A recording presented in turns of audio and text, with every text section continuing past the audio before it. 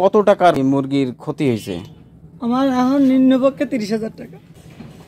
দুঃখজনক ঘটনা ঘটে গেল ব্যামরতা ইউনিয়নের বোটপুরবাসীর একটি ফার্মে শত শত মুরগি।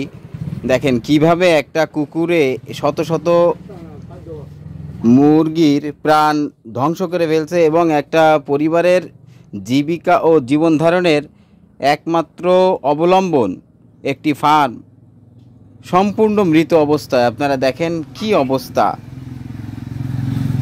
এই বেওয়ারিশ কুকুরগুলো নিধন না করা গেলে এলাকার মানুষ, গরু, এমনকি এই যা দেখতে পাচ্ছেন বাস্তবে এর যে পরিণতি ভয়ঙ্কর।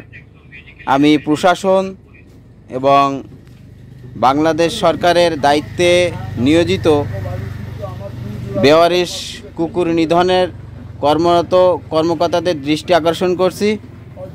আপনারা দেখুন কি পরিস্থিতি।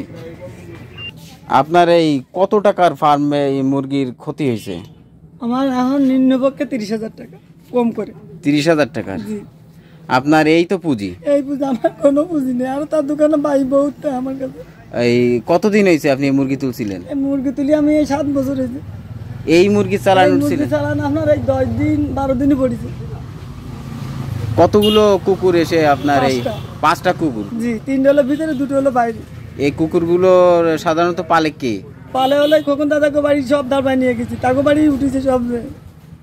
আর তারপর স্বীকার করলো যে একটা, আর তাছাড়া সে আমাকে দুইটাতে একই রকমের দেয়। আমি কি তোমার মা নিজে করলো যে এইটা, আমি এইটাও তো বারমির মধ্যে দিতে পেরেছে, দাবলাই নিয়েছে কাকি, তাহলে 20 টাকায় মেরে ফেলায় দাও। তারা আমাকে কুকুর না।